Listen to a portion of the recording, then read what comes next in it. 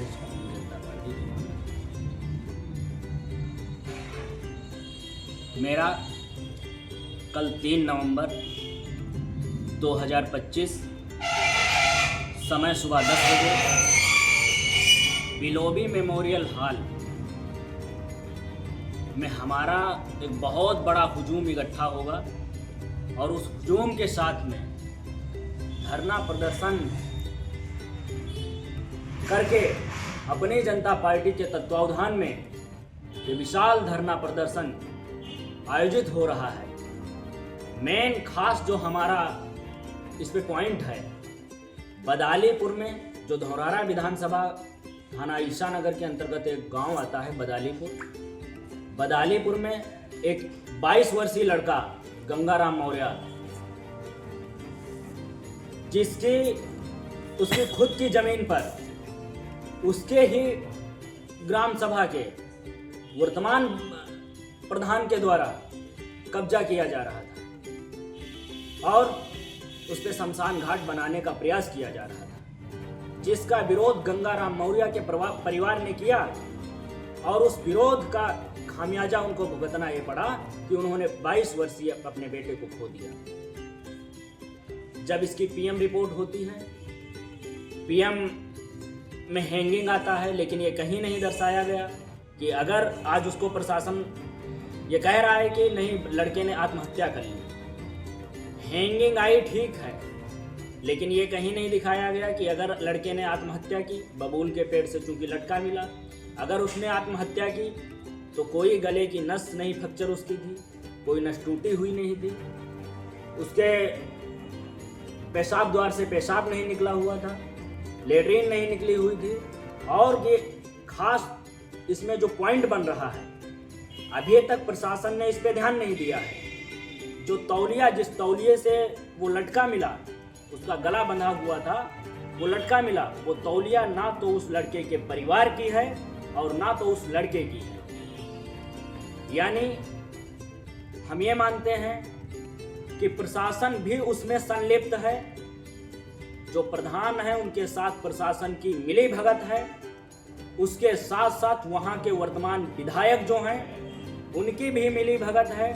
यानी कुल मिलाकर के हम कहना ये चाह रहे हैं कि ये भारतीय जनता पार्टी की सरकार जब से बनी है, भारतीय जनता पार्टी का नारा था सबका साथ, सबका विकास और सबका विश्वास, लेकिन भारतीय जनता पार्टी सबका साथ लेती है, लेकिन सबके विश्वास के साथ ये छेड़खानी करती है। सबके विश्वास के साथ ये सबके विश्वास को तोड़ते हुए सिर्फ कुछ वर्ग का जो इसका संविधान है मनुवाद, इस मनुवाद को छोड़ करके बाकी दलित, पिछड़े, अल्पसंख्यक समाज के साथ में आए दिन अन्याय, अत्याचार हो रहे हैं। आज गंगाराम मौर्य के परिवार को न्याय नहीं मिल रहा है, उनका परिवार दर दर भटक रहा है। कभी डीएम साहब से मिलता है, कभी एसपी साहब से मिलता है, कभी सीओ साहब से मिलता है, लेकिन सारे अधिकारी लीपापोती में व्यस्त हैं।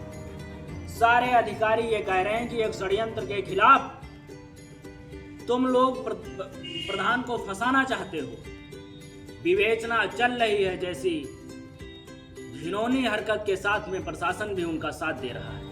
मैं प्रशासन से आपके चैनल के माध्यम से पूछना चाहता हूं, वहां के वर्तमान विधायक से पूछना चाहता हूं और इस भारतीय जनता पार्टी की सरकार से पूछना चाहता हूं कि अगर विवेचना चल रही है, परिवार ने नामजद एफआईआर की है, विवेचना चलती रहेगी, सबसे पहले आप नामजद एफआईआर पे उस परिवार को गिरफ्तार करो जिस परिवार ने गंगाराम मौर्य एक मासूम लड़के को मारने का प्रयास किया। अगर नहीं है तो सीबीसीआईडी जांच की मांग भी परिवार कर रहा है। आप क्यों नहीं दे रहे हो सीबीसीआईडी जांच? उसको परिवार को सीबीसीआईडी जांच अति आवश्यक है और जितनी जल्दी हो सके मैं सरकार से गुजारिश करता हूं, न्यायपालिका पर पूर्णतः विश्वास बनाते हुए ये गुजारिश करता हूं कि परिवार को सीबीसीआईडी जांच मिले। इसके साथ ही साथ अभी कुछ दिन पहले धौरारा विधानसभा में पारसमणि मौर्य जो राम की कथा कह रहे थे, उनका अपमान किया गया। यानी आप जब चुनाव आता है, जब वोट लेने का नंबर आता है, तब आप हमको हिंदू कहते हैं, हिंदू होने की दुहाई देते हैं, राम मंदिर और मस्जिद के नाम पर हमसे वोट लेते हैं। लेकिन हमारा ही भाई कोई जब राम कथा कहने का प्रयास करता है, राम कथा कहता है, तब आप उसे पंडित ना होने की दुहाई देते हैं और पंडित ना होने के कारण भरे सभा में उसे अपमानित करते हैं और वो वीडियो सोशल मीडिया पे चलाते हैं। ये घिनौनी हरकत भी सत्ता संरक्षित गुंडे कर रहे हैं। मैं इसका भी घोर विरोध करता हूं। इसी के साथ ही साथ अभी काकोरी में एक 72 वर्षीय बुजुर्ग के साथ में आपने जो अन्याय किया, वो बुजुर्ग मंदिर गया हुआ था, क्योंकि तबीयत खराब थी उसकी, तबीयत खराब होने के कारण उसका पेशाब मंदिर में ही हो जाता है। वहाँ के जो महंत थे मंदिर में, वो महंत उस 72 वर्षीय बुजुर्ग से पेशाब चटवाते हैं। यानी कुल मिलाकर के क्या कहा जाए, सिर्फ हम लोग वोट देने के समय और चुनाव के समय ही हिंदू हैं, बाकी आप हमें हिंदू मानते ही नहीं हैं। अगर हिंदू मानते होते और बराबर का हक अधिकार दे रहे होते तो फिर ये सामने चीजें नहीं आती। रही बात बदालीपुर की, बदालीपुर में जिस परिवार ने गंगाराम मौर्य की हत्या की वो ब्राह्मण परिवार है, वर्तमान प्रधान है वो। अगर भाजपा सरकार ये कहती है कि नहीं, भाजपा सरकार जातिवादी सरकार नहीं है, तो आप दूध का दूध पानी का पानी क्यों नहीं कर रहे हैं? इसी के साथ में पारसमणि मौर्य के साथ में क्यों दुर्व्यवहार पूर्णतया व्यवहार कर रहे हैं आप? काकोरी में एक 72 वर्षीय बुजुर्ग के साथ में आपने दोहरा व्यवहार क्यों किया? जैसी तमाम घटनाएं आज ये उत्तर प्रदेश झेल रहा है। पीडीए के नायक 15 और 85 की लड़ाई लड़ने वाले अपनी जनता पार्टी के यशस्वी राष्ट्रीय अध्यक्ष, करोड़ों दलित पिछड़े अल्पसंख्यकों की बुलंद आवाज माननीय स्वामी प्रसाद मौर्य जी हमेशा इस जातिवादी व्यवस्था का विरोध करते रहे हैं। जब वो विरोध करते हैं तब यही 15% लोगों के पेट में दर्द होता है, और अगर वो सत्यता की बात करते हैं तो उनको 11 लाख, 21 लाख, 1 करोड़ 50 लाख जैसे इनाम रखे जाते हैं नाक कान गला काटने के लिए। भारतीय जनता पार्टी की सरकार से मैं पूछना चाहता हूं, उत्तर प्रदेश के यशस्वी मुख्यमंत्री जी हमारे जो हैं, मैं उनसे भी पूछना चाहता हूं, क्या आपने उन लोगों से पूछा कि उनके पास 50 लाख, 1 करोड़ रुपए आए कहां से? यानी जो सुबह से शाम तक धर्म की दुहाई देते हैं, अगर माननीय स्वामी प्रसाद मौर्य जी ने उसका विरोध किया, जो धर्म बराबरी का हक अधिकार नहीं दे रहा है, तो इनके पास 1 करोड़ और 50 लाख रुपए निकलते हैं। ये सवाल भी सरकार पे उठता है और मंदिर के उन मठाधीशों पे भी उठता है कि आपके पास ये 50 लाख और 1 करोड़ रुपए आया कहां से? अगर हकीकत में जिसका विरोध माननीय स्वामी प्रसाद मौर्य जी करते हैं उसमें सच्चाई है, तो उन्होंने हमेशा कहा है कि 50 लाख और 1 करोड़ रुपया, 21 लाख रुपया आपको खर्च करने की जरूरत नहीं है, किसी को सुपारी देने की जरूरत नहीं है, किसी का मर्डर करने की जरूरत नहीं है, क्योंकि संविधान हमें इसका अधिकार नहीं देता है। साथ ही ये बात कहते हैं कि अगर उस धर्म में इतनी ताकत है तो आप ये सब पैसा क्यों खर्च करेंगे?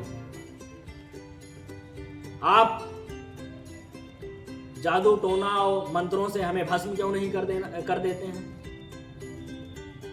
जैसी तमाम अराजकताएं जो इस समाज में फैली हैं। हालांकि मैं हर धर्म का सम्मान करता हूं, किसी भी धर्म का विरोधी नहीं हूं। हिंदू, मुस्लिम, सिख, ईसाई सबको मैं अपना भाई मानता हूं। लेकिन बात ये आती है, जिनको हमने सत्ता में पहुंचाया, जिनको हमने उत्तर प्रदेश का मुख्यमंत्री बनाया, जिनको हमने इस भारत जैसे सोने की चिड़िया जिस भारत को कहा गया, उस भारत की हमने गद्दी दी। यशस्वी प्रधानमंत्री हमारे प्रधानमंत्री श्री मोदी जी, यानी हमारे समाज ने जिनको इस लायक बनाया, वही हमारे समाज के साथ में आज दुर्व्यवहार कर रहे हैं। ऐसी तमाम सारी घटनाएं हैं जिनसे उत्तर प्रदेश ही नहीं पूरा देश अब मुक्त होना चाहता है। और भारतीय जनता पार्टी को अभी बिहार में चुनाव चल रहे हैं, बिहार में उखाड़ कर फेंकने काम करेगा। उसके साथ में 27 में भारतीय जनता पार्टी की सरकार को उखाड़ कर फेंक देगा और माननीय श्री योगी जी को गोरखपुर पुनः भेजने का हम सभी लोग काम करेंगे। और माननीय स्वामी प्रसाद मौर्य जी के विजन को प्रत्येक दिन मजबूत कर रहे हैं। जनपद लखीमपुर खीरी में अलख जग चुकी है, धीरे धीरे सारी विधानसभाएं हमारी मजबूत हो रही हैं, जिला भी हमारा मजबूत हो रहा है। और हम 2027 में अपनी जनता पार्टी के तत्वावधान में 8 विधानसभाओं पे अपने विधानसभा के प्रत्याशी उतारेंगे। अभी जिला पंचायत का चुनाव नज़दीक आ रहा है, हम लोग जिला पंचायत की भी तैयारी कर रहे हैं। और जितनी भी घटनाएं हमारे दलित, पिछड़े, अल्पसंख्यक समाज के साथ में होती रहेंगी, अपनी जनता पार्टी हमेशा उसकी आवाज़ बुलंद करती है।